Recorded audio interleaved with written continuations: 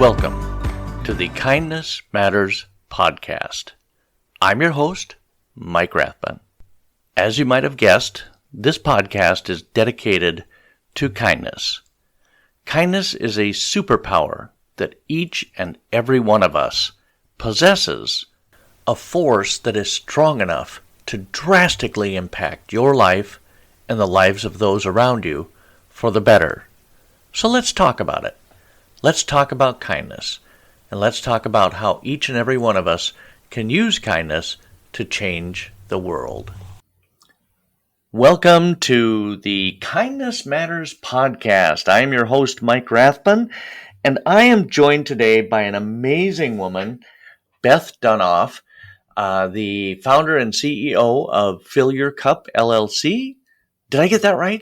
Yes, it's my honor to be here. Thank you so much. Welcome, welcome, welcome. Thank you for doing this today. I really appreciate it. Now, Beth, tell me, when we first met, you said you referred to yourself as the dementia whisperer. Is that correct? Yes, I did. So does that have something to do with Fill Your Cup? It does. I strongly believe that people living with dementia are not their diagnosis. They are a person living with a dementia. They are someone's mother. They are someone's father. They are someone's spouse. And First and foremost, I look at them as a person, and that takes a special skill, hence the dementia whisperer. Now, this is not a skill everybody just has, right? Correct. You worked hard to get that skill. I work really hard to get to know my clients and understand their past, understand their interests, understand the foods they like to eat, understand the work they used to do, because that's a life rich of experiences. And I use that to really connect because, Mike, you might not remember what someone says to you, but you are definitely going to remember how they made you feel.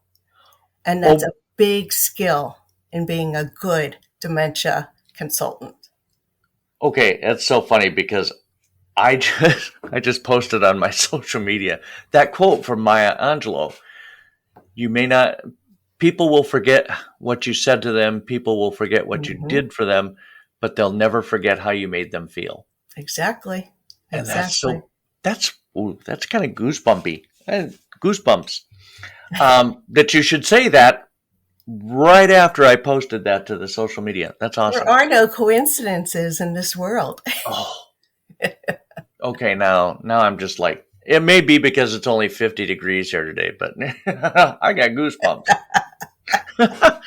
So what made you decide to start Fill Your Cup? Well, I've been an occupational therapist for 30 years, and I've worked in all different settings in geriatrics. It's my favorite. Years ago, my grandfather had a stroke, and I watched him in rehab. And I just was fascinated how you can connect and make a difference in a person's world. So I went to the University of Pennsylvania, got my undergraduate degree, went to Jefferson, became an OT, and Occupational therapist. An occupational therapist, and okay. I just fell in love with dementia care. And I still work as a clinical educator for a large national firm. But I said, you know what? It's time to really work with clients the way they deserve to be worked with therapeutically. I provide a light and sound therapy.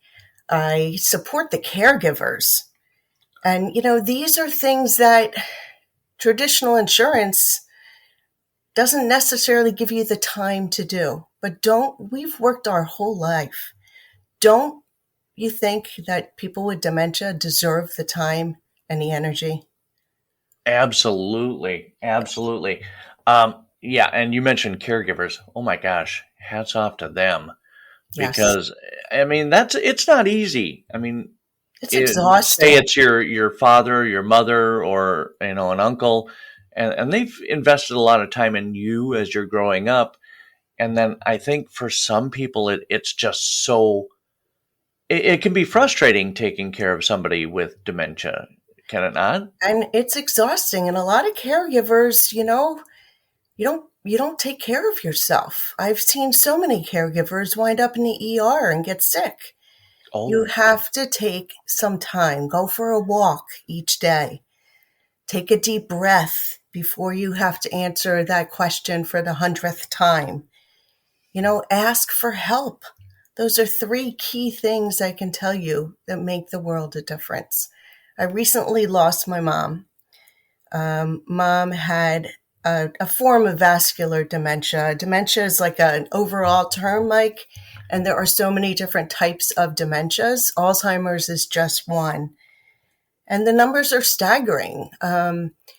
Currently, about 6 million Americans are diagnosed with Alzheimer's, and that number is going to jump to about 13 million in 2050.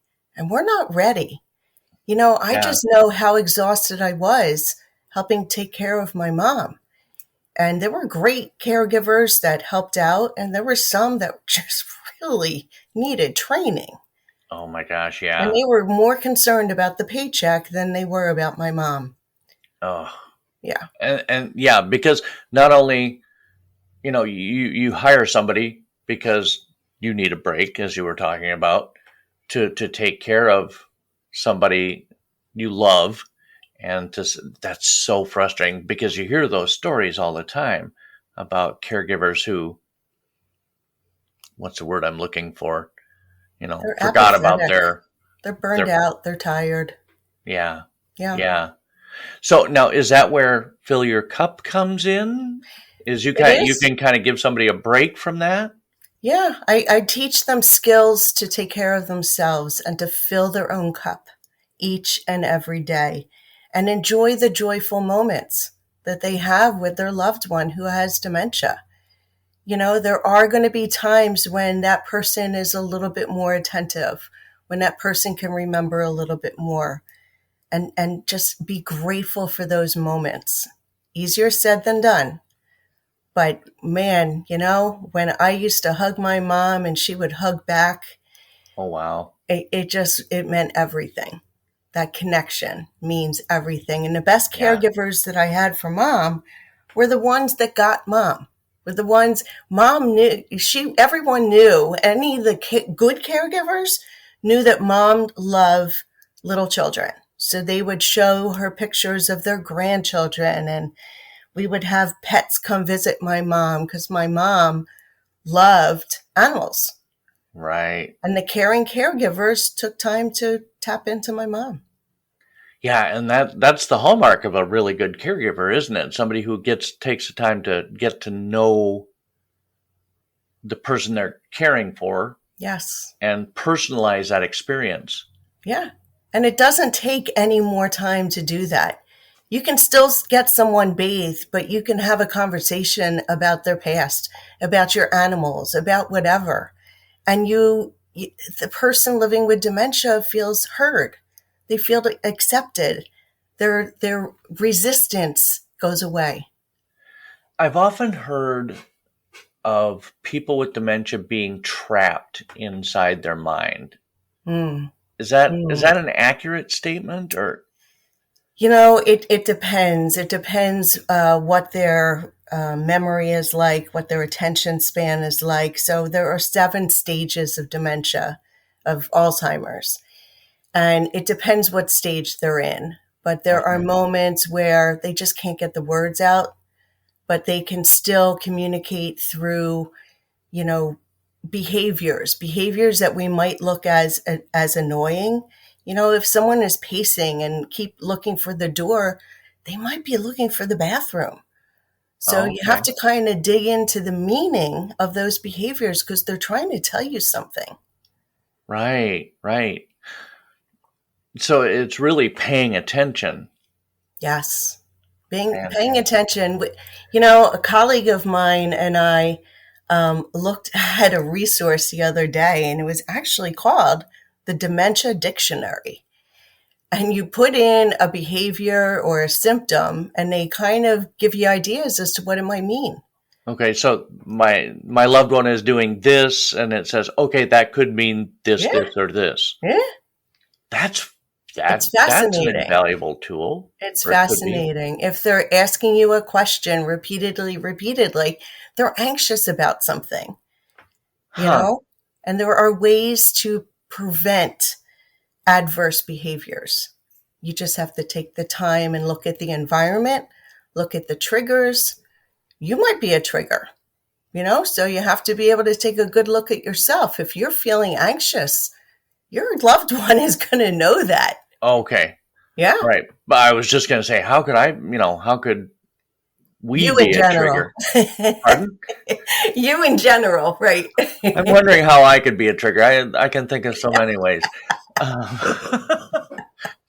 um, and it depends on the person, but Yeah. wow. So, I mean, I can think of a million ways that kindness kind of works into this whole thing. Because, I mean, obviously, what you do to a family with a loved one, or for a family with a loved one, is so much kindness. Yes. But, I mean, just being able to get to know this person and to help them. Do you help them communicate, the patient? I actually help my caregivers learn to communicate.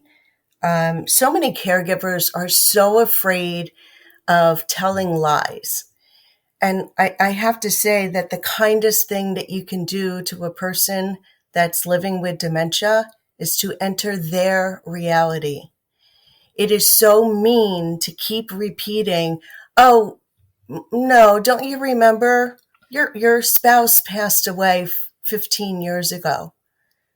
You're making them grieve every single time you tell them. Oh, wow. So one tip that I will share with the public is respond with yes and yes and enter their reality and ask them to continue to tell you about their husband. Okay. All right. Yes, and you have a great marriage. Yes, and he went to the store. He'll be back soon. And he called. He misses you. Yes, Oh, and tell me what your honeymoon was like. Yes, and that is the best thing because, Mike, would you want to be told no every single time you get up to walk? no. Would you want to be told no every single time that you pick up the food with your fingers instead of a utensil? People Yeah. with dementia are told no so many times during an hour. It's not humane. Oh my gosh. I never even considered that. I mean, Yeah. I don't have anybody, and I think we talked, and there was a small moment where I got a taste of what somebody who has dementia goes through. My mom was in hospice care and she had a UTI, and she called or I talked to her on Easter and I said, how you doing? She says, I can't find Dad. Well, my dad had Mm, died like 23 years mm, earlier. mm. And so, I, that whole experience, and luckily somebody had told me, don't tell her he's dead. Yeah. Because, and just like you said, that really, you're making them grieve all over again. And it's so, so cruel and mean. But, yeah. And again, that was a little tiny taste. That was like 2 days maybe. Yeah. I remember you telling me she had a sudden mental status change, and that fits under the descriptor of delirium, where there's like an encephalopathy, something's brewing in the body, a UTI, it could be their sugars are off or something. So it gives like a sudden onset of very severe confusion, which is scary to see. I don't I know if was you saw flabbergasted. Tony Bennett and Lady Gaga. I think I Oh, may have mentioned this to you when I yeah. It's a first great met story you. though. Tony Bennett can sing. Lady Gaga is so gentle, and she says for months they practiced, and Tony Bennett never remembered her name. Never remembered her name. Look, I don't know what type of dementia he has. He has something. And they were about to go out on stage, and he says, "Ladies and gentlemen, introducing Lady Gaga." Okay. She had to really hold back the tears. Why? Because that's going to mess with her whole performance. It clicked. Yeah. He got it. Yeah. Now, and is that common for people with dementia to suddenly have a lucid moment like that? It can happen, sure. It can. It can happen, and you can teach people living with dementia, to use their strengths and be as independent as possible for as long as possible. There's no reason why someone with dementia needs to wear diapers. Wait, what? Yeah. They can still go to the bathroom. They just might need a change of environment. They might need some cues. So you have to look at how you're cueing the person and what the environment is like. Put a picture of a toilet on your door. On the door to the bathroom. Because they're not going to understand what's behind a closed door. Oh my goodness. Yes. So and you help your clients do this to help their loved one live every single day and engage to their fullest potential. So I look at home safety, I look at fall prevention, I look at wandering, I look at, dementia is a full-time diagnosis, and some caregivers only give part-time supervision. I learned that from a colleague of mine who was coming up with this incredible monitoring system that was very respectful. There were no cameras, there were no wearables. It just tracked behaviors. And there's so much new technology out there, people don't know where to start. So I usually come into play in the beginning when someone first receives a diagnosis of dementia. So I can help them navigate a new lifestyle. A new normal. A new normal. That's such an overused term, but I think it applies here. It does. It does. That's, wow. But I want to take care of my caregivers. Right. And basically that's what Fill Your Cup is all about, right? It is. Taking care of, it's a tool for people with dementia, but you're taking care of the caregivers in this situation. And I'm teaching the caregivers how to caregive and self-care. Now, has dementia always been around? It just seems like we hear more about it in the last 10, 15 years or so. The testing's getting a little better. As I said, there's so many different types of dementia, but Alzheimer's is the most common. But, it's getting a little bit more press. Bruce Willis has frontotemporal dementia. Robin Williams had a Lewy Body Dementia, which is more hallucinations. So it's getting a little bit more press. Okay. But it's always been there. Then there's vascular dementia. So there's so many different types. And unfortunately, what affects your heart also affects your brain. So if you have a tendency for coronary artery disease, you're more at risk, not a correlation, more at risk for developing. So because you have one does not necessarily mean you'll have the other, but you're more at risk for it. Yes. And there's things that you can do to change your lifestyle, Mike. Make sure that you sleep. Make sure that you're eating well and you're walking each day. And believe it or not, there's a new correlation between hearing loss and dementia. Oh, really? Yes. What's the connection? You mean hearing loss is a symptom of? No, hearing loss as a risk factor in developing dementia later. So, there's multiple factors. The social factor, if people have a difficulty engaging in conversation because of hearing loss, they're going to become more withdrawn. And socialization and engagement is essential for brain health. Oh my goodness. Yes. So volunteer, get out, join clubs, keep working, whatever it is, stay engaged. Does this count? This does, yes. Okay, good. I see your neurons like firing. Oh boy, on all cylinders, yes. Yes. Wow. So what are some of the biggest risk factors? I mean, you mentioned them, I think. All of those things can help to eliminate Well, reduce your likelihood. or reduce your likelihood. Okay. Yeah. But definitely the risk factors would be heart disease, diabetes. Older Black Americans are about twice as likely to have Alzheimer dementia. Is there a reason for that? Yeah, there's this statistic. 2/3 of Americans with Alzheimer's are women. Wow. But, you can't change that. Right, you can't. The other risk factors, you can definitely modify your diet. You can sleep. Wow. Sleep is a risk factor. If you're not getting enough sleep in your 40s and that lifestyle has perpetuated itself into later years, that's a risk factor. They're showing a correlation back to your middle age years will determine your likelihood of developing a dementia. Oh, wow. So there's lots of modifiable risk factors. That's amazing. And, so we could really be taking care of this. Yeah.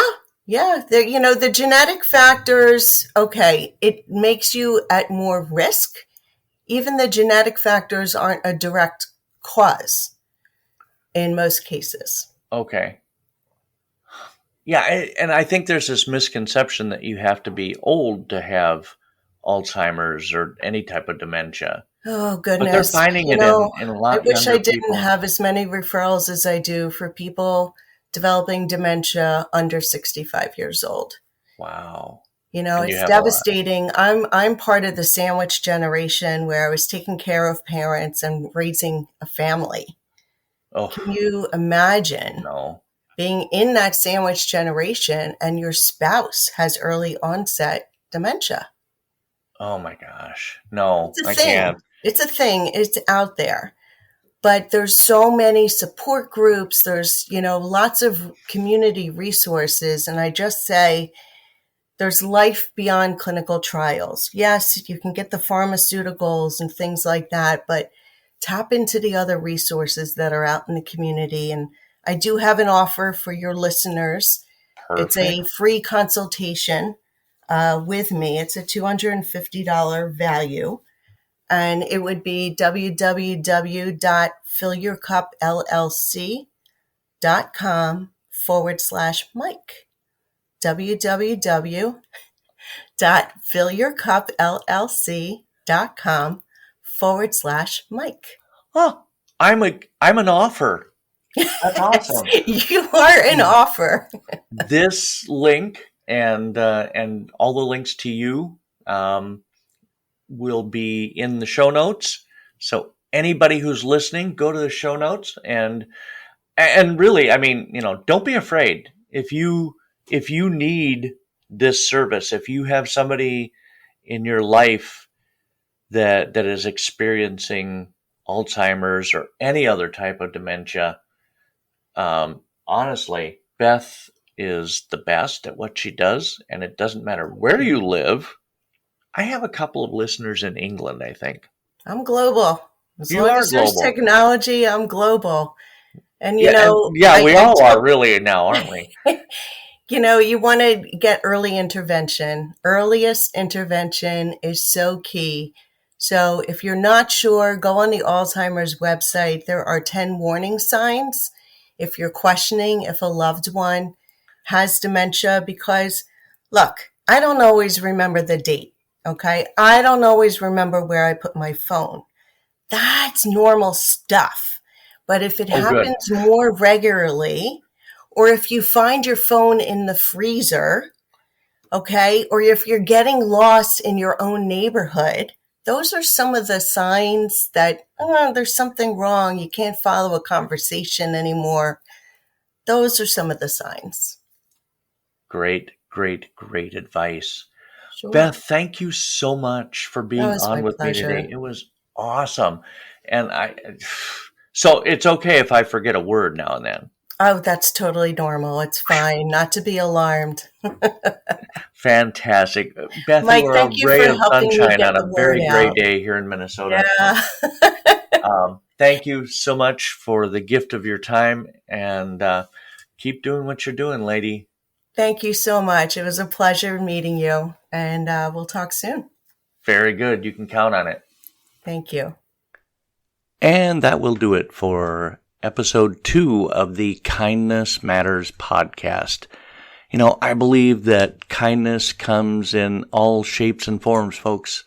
And Beth is a very good example of that, teaching caregivers how to relate to and understand and be more empathetic to Alzheimer's patients, to patients with dementia of all sorts, whatever the case, is truly a kindness, I believe.